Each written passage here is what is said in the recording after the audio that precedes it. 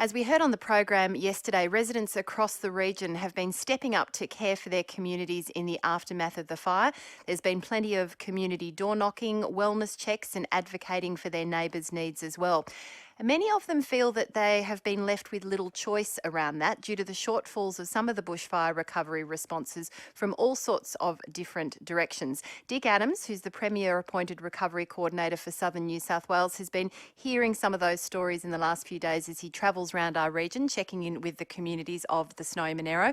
And I'm pleased to say he joins us on the line this morning for a chat. Dick Adams, hello. Good morning, Sophie, and good morning to your listeners. Now, are you hearing a level of, frustration as well as a level of thankfulness out there in the community as you've been travelling around?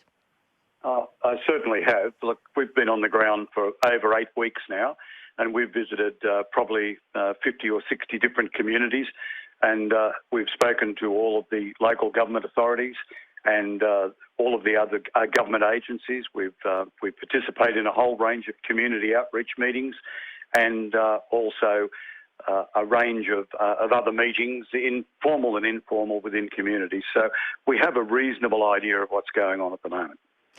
Is enough being done, though, in terms of just concrete progress and really resources getting to the people that need it? We are hearing a lot of people, and I'll play you some grabs in just a moment from yesterday's program, but a lot of people saying that they're yet to actually be approached by any kind of government agency. The only people that have been approaching them have been community groups or charities. Look, I understand that criticism, and could I say to you, I can't respond to every individual complaint or every comment. We've got over 5,500 people within the region that I'm responsible for in the southeast of the state, which includes the south coast and over the Snowies, and we've maintained a number of recovery centres. We've maintained a number of recovery outreach centres and outreach teams that are going out to these communities and speaking to people.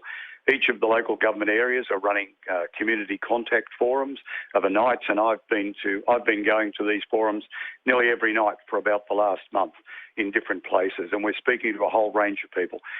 Some people have chosen to register. We've got over 6,400 people who've registered through Service New South Wales. We've assisted more than 750 people who've come forward at community meetings. But we know that there are still people out there who are falling through the cracks. And we also know that one of the great strengths of this recovery, and I've been saying quite clearly that this is the largest recovery operation in Australian history. And we know that there are people that are out there who either are reticent to come forward or have not done so yet. But these community groups that are reaching out to all of their members of their community, we're really pleased to be able to work in with them. And one of those groups, of course, that you got some feedback was from the Greater Mogo Fire Recovery Group. And I applaud the work they're doing in their community. Absolutely. What we are hearing, and you just touched on it there, Dick Adams, was that there are some people out there in the community still feeling like they've fallen through the cracks or been left behind, not necessarily because they've been, not wanting to come forward, but have simply been unable to due to their location or due to the situation or circumstance that they've found themselves in. Vicky Redmond called into the program yesterday. She's a Perico resident who lost her house, and she, along with another community member who also lost their house, have been travelling around door knocking, and she had some really important points which I know you were keen to hear. Let's just hear a little bit of what Vicky had to say. Because we're such a unique, different community, because we are mostly off-grid, because there's no power out there. Yeah, we literally spent the whole day yesterday door knocking and finding out what people need. And it comes back down, because nobody's been out there. Now, when you say nobody's been out there, so there's people still living out there or camping out there on their land, trying to basically clean up themselves? Yep. There's a lot of people that are uninsured or underinsured that are going to find it incredibly difficult to go back and start again. It's an older community. Most of us are well into our 50s and 60s. Yeah, so the basic needs we need is certainly power and things like maybe a gas fridges. There's a lot of charities that are coming in that are offering white goods like washing machines and fridges. That's not the stuff we need out there. Our needs out there, because we're so remote, are very different, and we do feel that we've been forgotten.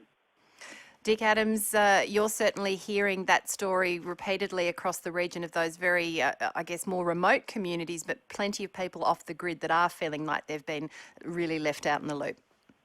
Yeah, look, I can understand that. But could I say in response to that caller, I've actually been to Perico. I've met some of the residents. It is an area that's off the grid, and it's a community. It's not a township. I've been there. Andrew Constance has been there. Some of our outreach workers have been there, and indeed we've had outreach services at the Toowoomba Hall every Tuesday for the past month, inviting those people to come in, and we've had community recovery meetings at Toowoomba and also at the Boydtown Hotel, where I met a couple of those long-standing residents of Perico and discussed their issues with them. And so have they been receiving the sorts of assistance that they obviously require, things like solar panels, things like batteries, things like generators? Are those going to be available to those residents at any stage? Well, I can't comment on that at the moment because I don't know the individual circumstances. But could I say that the outreach teams are out there looking at these problems and they're responding to them. I mean, we don't have the capacity to supply every single person that's living off the grid with solar panels or housing or whatever just at the moment. What we're trying to do is we're looking at transitional housing to be able to get people into accommodation. Our first priority was to stabilise their health and their welfare, and a lot of these people have been offered alternate housing in other areas, but they've chosen not to because they want to maintain their lifestyle on their land and they want to stay where they are. So, I mean, that's a personal choice, and we're trying to work with them to make their lives as comfortable as we can. But any of those people that want to come forward and we'll give them housing in other areas, but that's not the case. But Dick, as you can fully appreciate, and in fact you've touched on it yourself this morning, it's so important for these people to stay within their community because it's their community that is helping them and supporting them at the moment. So for those people who do want to get out on their properties and want to stay out there, even if they're camping, another big issue for them is the lack of resources at the moment for clean-up. A lot of people saying they're living still within quite dangerous areas. Their fence lines are all busted. We're hearing from a lot of farmers who just really want to see some heavy machinery coming in to lend them a hand, even if it's just for a day. Yes, and I agree with that. And there are a number of issues there. First of all, the Australian Defence Force has been out there for over 6 weeks in a whole range of areas, cleaning roads, cleaning up fences, removing dangerous or small dangerous trees around properties. They've been out there for a long time. In the area around Perico, the Bega Valley Shire Council has been doing the same thing, as has the Eurobodalla Council in a lot of remote areas, which includes along forestry roads. They've been cleaning up. And is that also happening on private properties where people have literally lost everything, or are those cleanups at the moment really just taking place on the main areas where people are having to drive? No, they're the cleanups that have occurred thus far, but as you're aware, and as most members of the community are aware, that the New South Wales and the Commonwealth governments have engaged Lang O'Rourke to do the whole cleanup of the whole state. That's in the North region and in the Southeast region, and they're working through a whole range of those procedures now. They've got over 1,000 contractors on board. They're going out, they're talking to people. We have asked people from the very beginning to register with Service New South Wales. They can do that by calling 137788 or going on the Service New South Wales website. I'm well aware that a lot of these people have no telecommunications to do this, but they can register then through the outreach teams that go out there, or indeed when Lang O'Rourke is on the ground and talking to the people, because through the building impact assessments, we know where every single one of these properties that's been burnt out, because they've been assessed either by the Rural Fire Service or by Public Works Advisory. And we know where they are, and we're getting to them as quickly as possible. But once again, the enormity of this disaster and the size of the impact area means that it's going to take a little bit of time.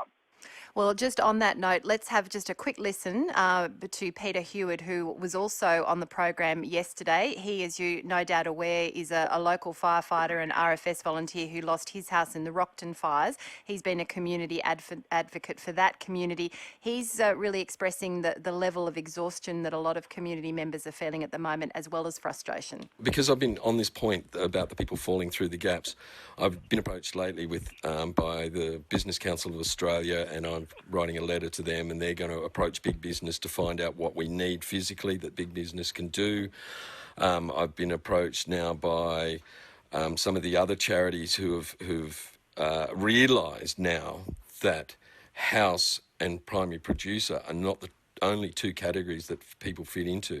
And so now they're starting to come back to me and say, hey, look, can you contact those people again who we said no to before because of bureaucracy, and can you get them to come back again? I know we embarrassed them and they went through a lot of work, but can you get them come in because we may be able to help them now? Because I don't know what it's like in the rest of Australia, but everyone that I've talked to that's been impacted, there is no help for those people that fall through the gaps. But that's the government process that I think that I'm struggling with, and most of the victims are struggling with, is this process of not being able to step outside the box. Most of the other people I know that have been affected, they're so exhausted and they're so brain dead. Like if we work for council, we'd be on stress leave. But we can't afford to go on stress leave. We can't afford to step away from our lives. And we're asking for help. And what we're getting back is, yes, but... Now, Dick Adams, of course, you're not responsible for a lot of those different communications that are happening out there, but I'm sure you can appreciate that people are feeling a bit bedraggled at the moment and a bit confused about the way forward. I certainly do. Look, I don't understand his pain because I'm not suffering that, but I certainly acknowledge his pain. But look, as I've been saying for 8 weeks, we're all in this together.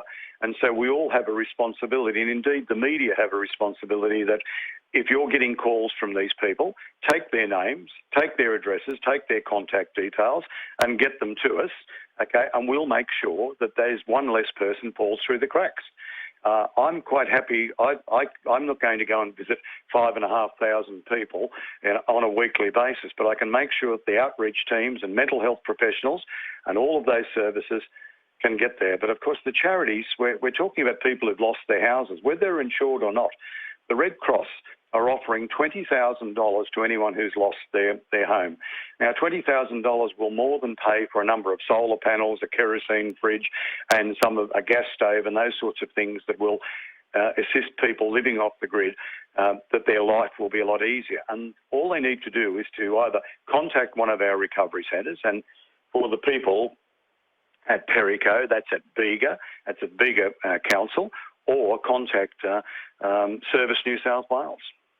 And that number again is 137788. Dick Adams, are you finding that this is really a movable beast, as it were, that you are having to adapt, and all of the different people working in your organisations and around you are having to adapt to what is an extraordinary circumstance?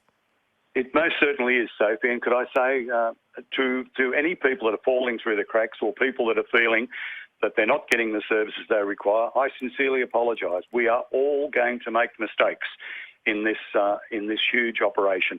We've made mistakes in the response, and we're making mistakes in the recovery, and we will continue to make mistakes. But we are learning from those mistakes, and we're trying to correct them. So, as I keep saying, we're all in this together. So if you've got any members of your community that you think are falling through the cracks, okay, get on to Service New South Wales, and as a third party, inform us about them, and we will ensure that our outreach teams, and especially mental health professionals, attempt to contact them. All right. Well, Dick Adams, we really appreciate your time today. I know you've got a busy agenda and you've been out and about in the communities in the last few days, but thanks so much for joining us on ABC Southeast. Thank you, Sophie, and could I say thanks to your listeners, and thanks to ABC Southeast for your efforts in keeping the community informed. Dick Adams there, the Premier appointed Recovery Coordinator for Southern New South Wales. Listening in this morning has also been Andrew Constance, of course, member for Bega. And Andrew, lovely to hear your voice on the radio this morning again. Thanks, Sophie. Now, you've just been listening as well to a number of callers from our program yesterday, and also Dick Adams' response. And Dick, as he mentioned, is working very hard to try and address a number of these issues. But it does appear that this is a very, very difficult scenario where we've got so many people living in different parts of the region that are simply not getting the help they need. Yeah, look, I think, ultimately all recoveries need to be community-driven.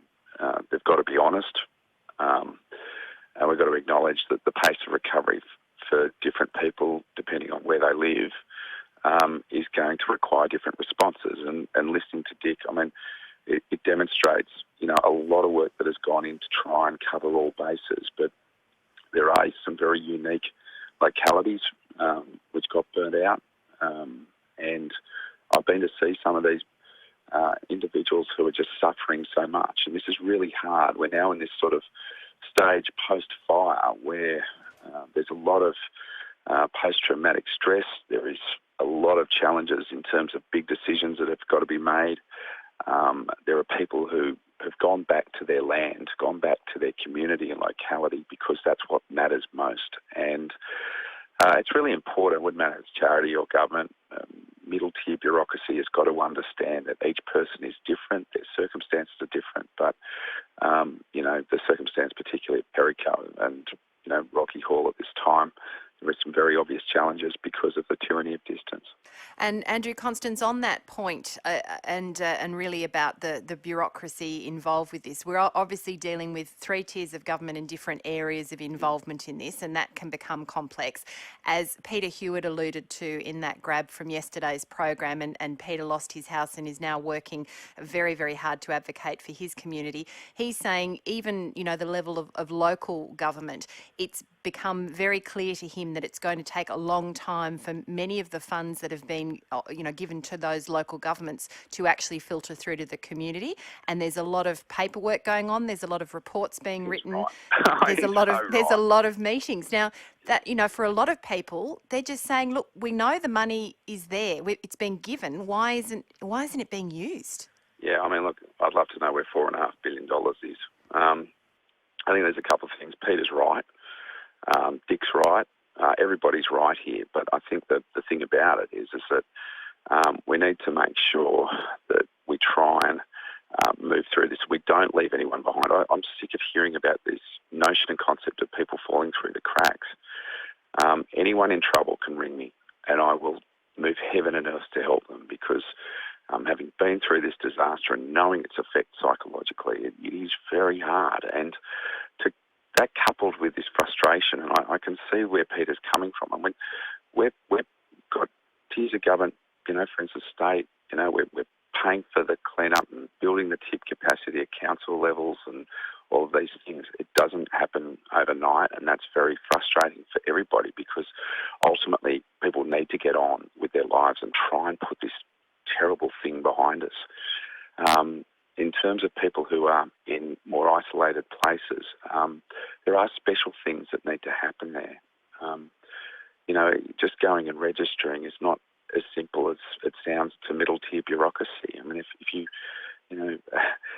this is not a normal process that people go through in everyday life for some people. So we've got to be mindful of that. And, I'd love to see a community of volunteers across our region, people who've retired. They haven't been burnt out, but they can actually help their community by just going and helping and having the cup of tea and getting the paperwork done, or, ultimately finding a better way, because some of these circumstances are very different to what the normal tick-the-box run-of-the-mill recovery process would otherwise look like. And I think there lies the rub, Andrew, Constance, is that, and many of the comments we had yesterday, including not only from Peter but from a number of people talking about the great work being done by Blaze Aid. But, an organisation like Blaze Aid needs to come in. They still need to be fed, so that needs to be allocated. And in theory, a lot of volunteer groups are being approached to help out with that. Yeah. They're already stretched. And also basic things like a lot of these community groups, all they really need is a four-wheel drive. All they really need is maybe a dozer for a day. There's a few things that could be done. Exactly. I got asked to get involved in trying to do a couple of things, putting tanks on the fire shed so that people there can have a basic shower, getting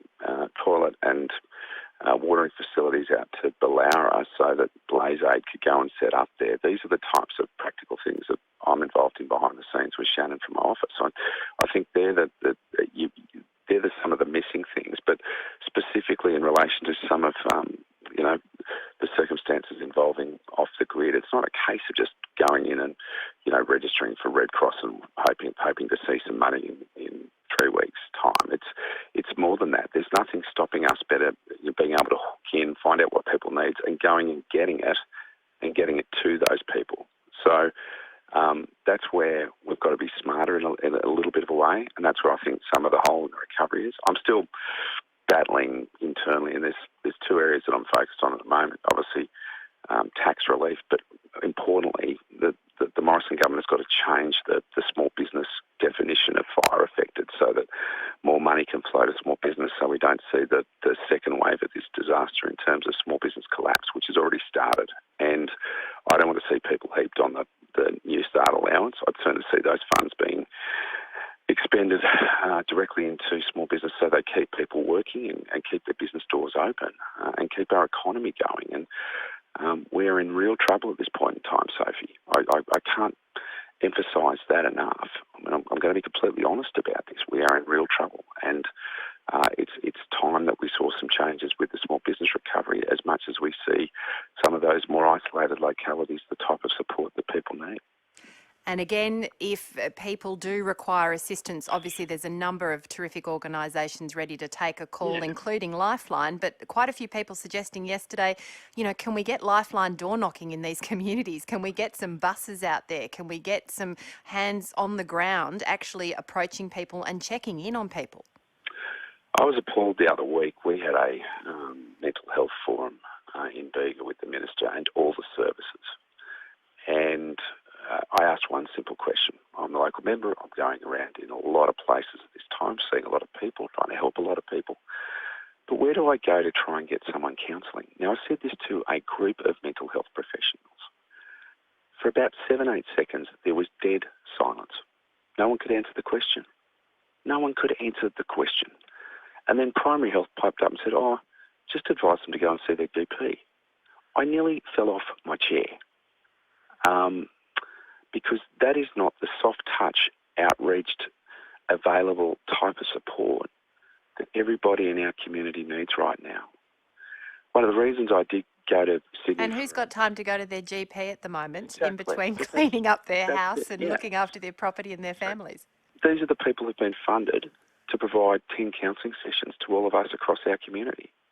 And I just, so Bronnie Taylor's going to fix it, but I just thought to myself, well, therein lies the problem. We've got a whole bunch of organisations swirling around our community at this time, doing business as usual, funded as normal, and the practices are all still the same. And that cannot be the case with this disaster. And I think that's the real frustration, Andrew, is that we are hearing from so many community advocates who are saying, look, we're not being paid to do this. We're doing this on top of trying to recover, and we're exhausted as well. Yeah, I mean, this is where I am just ripping my hair out internally. So, look, we absolutely do need the type of approach which Lifeline can provide. It's better than a lot of the other services. It's the service you can ring at 2 a.m. and 3 a.m. if you're still struggling with this. And that's why, Shane Fitzsimmons and I did a fundraising lunch in Sydney, which raised over $1 million in one lunch so that we could have the hotline set up, but also support Lifeline who are on the ground. And I saw Lifeline the other day. They were at the Blaze Aid and Team Rubicon camp at Bega. They are getting around, but if anyone needs help, please ring me and I will try and help them immediately. Well, again, perhaps a few people suggesting yesterday, why don't we have similar to, we have the blood donation bus, we have the breast cancer bus, why can't we have the mental health bus going around our region for the next 12 months? Well, it's a little bit more specialised than that in these circumstances because of the very nature of what's gone on. We've got to rely on each other and we've got to help each other in some cases to go and get to those types of services. I mean, this is not a case of it being seen as mental health support. This is very serious trauma which has the potential to turn into long-term mental illness for so many. And I'm already aware of some very difficult and highly problematic challenges that individuals are facing as a result of the fire. And we've got to be smarter in this regard. So, Well, I think we're all on the same line, Andrew, that this is our community and we're going to have to do it from the community. we're going to have to fight hard. And I'm going to do my level best to work with the mayors and everyone to just get us out of this. We're not there. All right. We're putting the bureaucracy on notice as well, that you'll be taking anybody's calls if they're running up against a brick wall. Yeah. So, well, I have been. That's all I've done for the last 8 weeks, to be honest, Sophie. That's all I'm doing. Andrew, Constance, we really appreciate all the championing you're doing on our region. Thank you so much, and you take care. See ya. Andrew Constance there, member for Bega, one member of our community that is continuing to work very hard alongside all of our different community advocates, trying to rebuild and recover.